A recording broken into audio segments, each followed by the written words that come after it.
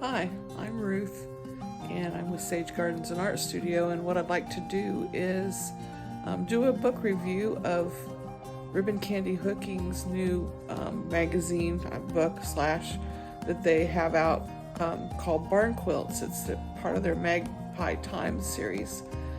One thing I really appreciate about Deanna David is how she uses her platform to promote not just rug hooking, but all the fiber arts in general.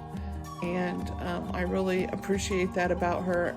And also when she gets together with people and more or less reviews their work, their rugs, other magazines, other books, she's always putting a positive spin on it.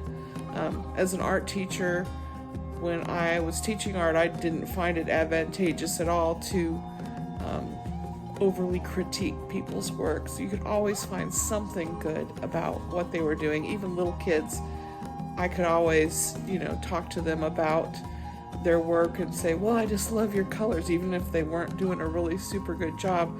There's always something positive that you can say about somebody's work. You love the color plan, you love their design, you love the amount of work they put in it, the precision. There's always something.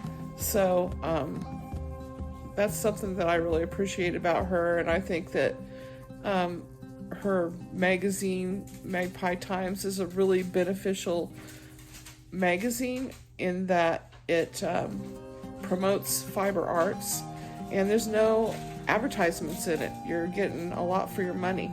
So I've bought the last few of them, and I think that you should take a look at it. I'm giving you a little overview of what's in it, but I'm not covering everything that's in it, and you can't, you got to read the articles. They're really good articles, even if I can say I did write one of them.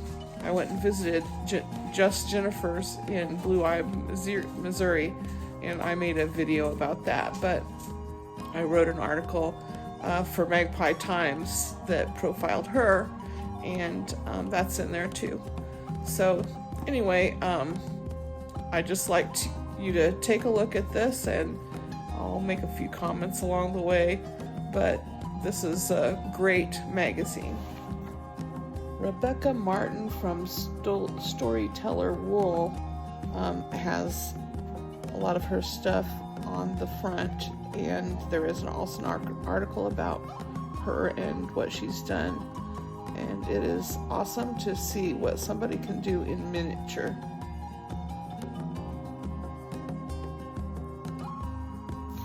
After that is a Shirt Factory Scrap Star Quilt article talking about the impoverished area of the Appalachian Mountains. It's by Angela Jones. Was very interesting. The fact that I worked in a factory sewing shoes, it makes me kind of understand a little bit about what some of those women went through.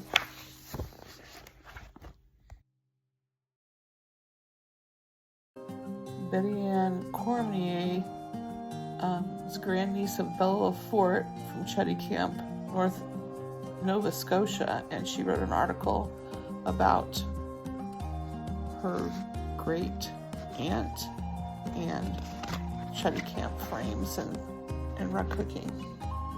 A quilting adventure by Colleen Tiefenthal from Northeast Maryland. These people are just real artists.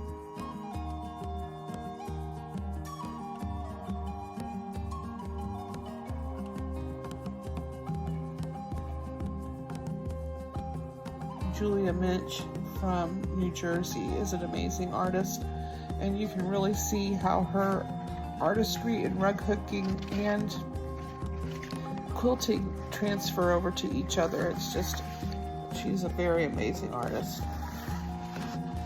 You can definitely see the influence of what she's done in quilting going into her rug hooking and punch needle. There's a little article about the haunted rug and the book that came out of that, 100 new rug hooking patterns are available through Ribbon Candy Hooking with the purchase of that Haunted Rug book. It's pretty amazing, and there is lots of artwork that can be done through that as well. Barbara Brown submitted an article called Patchwork Planet, and she talks about the different patchwork designs that she's done and her influence from quilting. Judy Taylor has an article in here about the Battle of the British town of Hastings set in the country on a new course, William,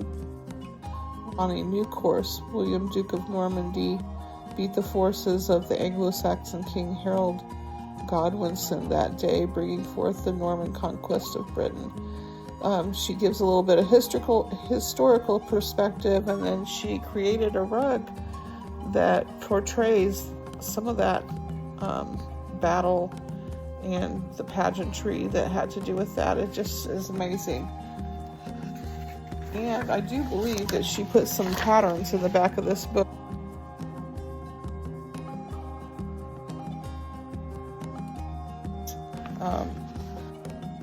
It's amazing how quilting can influence rug hooking, and it seems to me like I belong to a quilt guild and a rug hooking guild, and a lot of the people who hook rugs also do quilting, and I can see how the artwork between the two can easily transfer.